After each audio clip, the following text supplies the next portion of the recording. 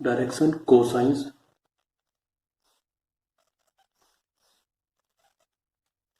और direction ratios,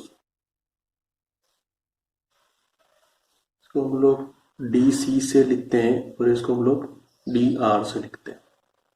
ये क्या होता है देखो, जैसे पहले हम लोगों ने समझा था पोजीशन वेक्टर के टाइम पर 2D से समझते हैं। अपने पास ये एक्स एक्सिस है, ये वाई एक्सिस है, ठीक है।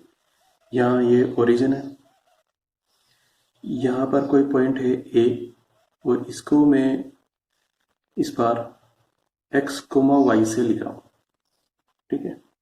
यहाँ से एक परपेंडिकुलर ड्रॉ कर लिया, ये बी पर आ गया।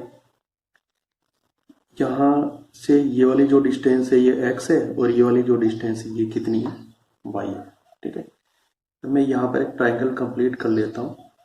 ये अपना वेक्टर है, वेक्टर ओ ए। ये जो पॉइंट ए है इसके पोजीशन वेक्टर को हम लोग कैसे लिखेंगे, vector O A is equal to X I के प्लस वाई जे के। अच्छा, इसका मैग्नीट्यूड भी हम लोगों को पता है, ये कितना हो जाएगा, root square of coefficient of I और square of coefficient of J. अब देखो हम लोग थोड़ी नई चीज सीख रहे हैं।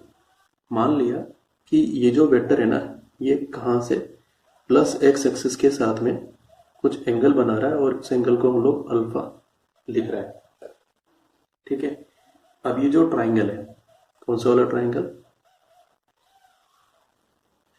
ओ बी ए, इसके अंदर ये एंगल अल्फा है, ठीक है। ये एक्स है, ये वाई है, ये कितना आएगा, ये आएगा root x square plus Y square.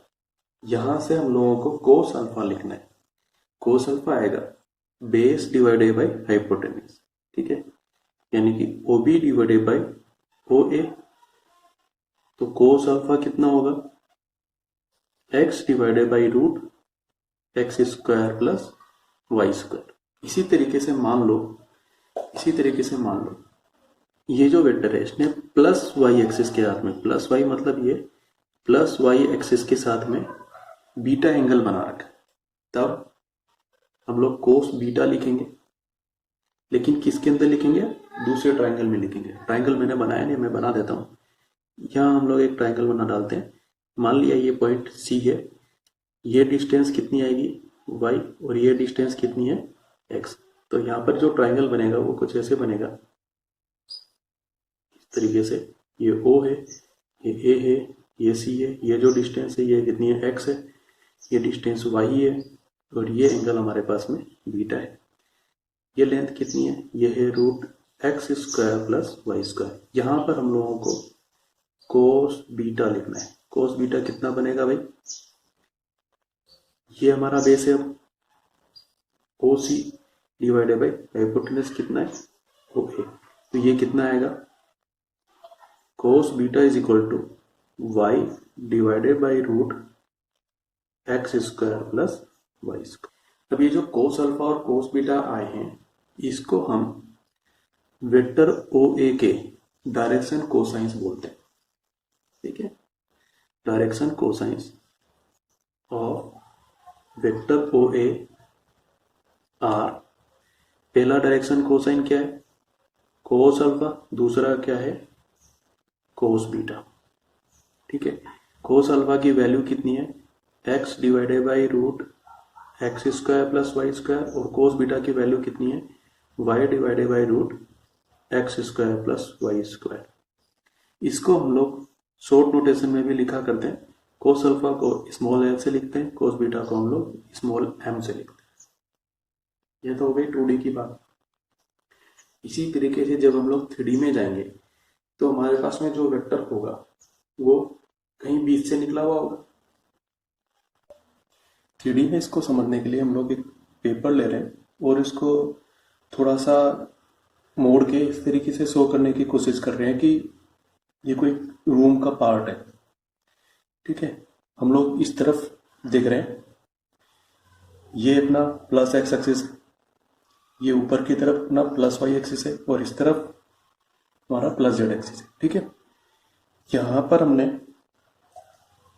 इस तरीके से कोई वेक्टर ले लिया, ये हमारा ओरिजिन है, इस तरीके से वेक्टर ले लिया जो 3D में है। ठीक है, अब जैसे 2D के अंदर हो रहा था, 2D में हम लोगों ने क्या बात की थी, 2D में हम लोगों ने ये बात की थी कि वेक्टर ने प्लस एक्स एक्सिस के साथ में कितना एंगल बनाया है। तो यहाँ पर भी हम लोगों को वही बात करनी है कि इस वेक्टर ने जो ओरिजिन से इस तरफ निकल रहा है, इसने प्लस एक्स एक्सिस के साथ में कितना एंगल बनाया है। कितना एंगल बनाया है, ये वाली जो लाइन है प्लस एक्स एक्सिस, ये वाली लाइन।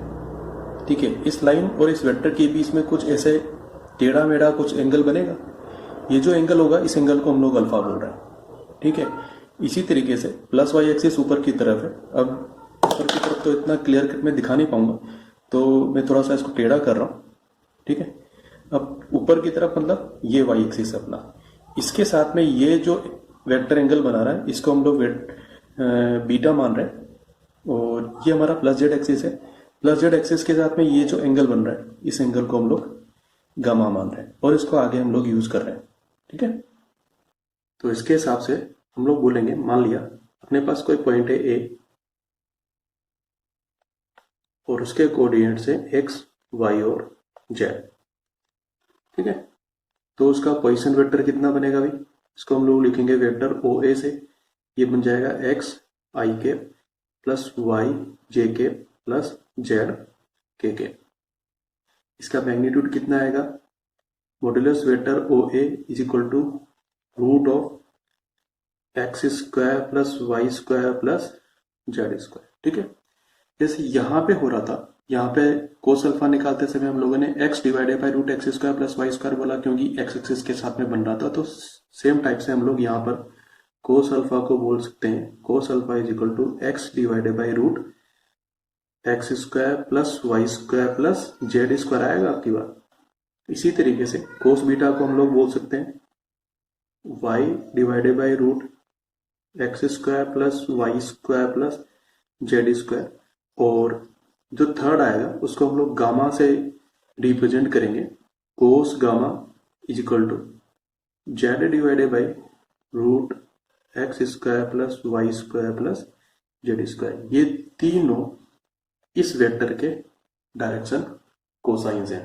ठीक है, कोस अल्फा वाले डायरेक्शन कोसाइन को हम लोग एल से रिप्रेजेंट करते हैं, कोस बीटा वाले डायरेक्शन कोसाइन को हम लोग एम से रिप्रेजेंट करते हैं, कोस गामा वाले डायरेक्शन कोसाइन को हम लोग एन से रिप्रेजेंट करते हैं। डायरेक्शन कोसाइंस होते क्या है, कैसे को डिफाइन किया हुआ है, if a vector makes an angle alpha with the plus x direction, an angle beta with the plus y direction, an angle gamma with the plus z direction, then cos alpha, cos beta and cos gamma are known as direction cosines of the vector। अब देखो, हम लोगों ने unit vector निकालना सीख रखा है। हमारे पास में एक वेक्टर है, वेक्टर ओ ए, और इसको लिखा हुआ है एक्स आई के प्लस वाई जे के प्लस जेड के। ठीक है, इसका यूनिट वेक्टर हम लोग लिख रहे हैं ओ ए कैप।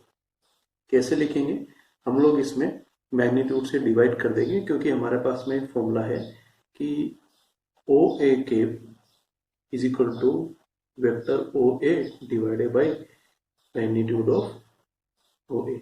जब हम लोग ये काम कर रहे हैं तब उसके अंदर आई जे और के जो कोफिशिएंट्स हैं उसको हम अलग अलग करके लिख रहे हैं इस तरीके से।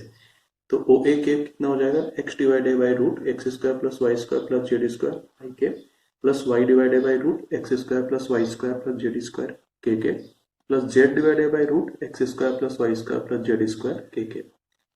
यहाँ पर आई के साथ में जो भी आया मतलब कोफिशिएंट ऑफ आई फिर साइन, पॉजिटिव है तो पॉजिटिव, नेगेटिव है तो नेगेटिव, इसको हम लोग क्या बोलेंगे, कोस अल्फा। इसी तरीके से coefficient of j with sine को हम लोग क्या बोलेंगे, कोस बीटा। इसी तरीके से कोफिशिएंट ऑफ के विद साइन इसको हम लोग क्या बोलेंगे, कोस गामा। इसका मतलब है कि जब हम लोगों को किसी वेक्टर के डायरेक्शन कोसाइंस कैलकुलेट करने हैं तो क्या कर लो, उसका यूनिट वेक्टर निकाल लो, और यूनिट वेक्टर निकालने के बाद में आई जे के जो कोफिशिएंट्स होंगे विथ साइन उनको हम लोग डायरेक्शन कोसाइंस बोल देंगे।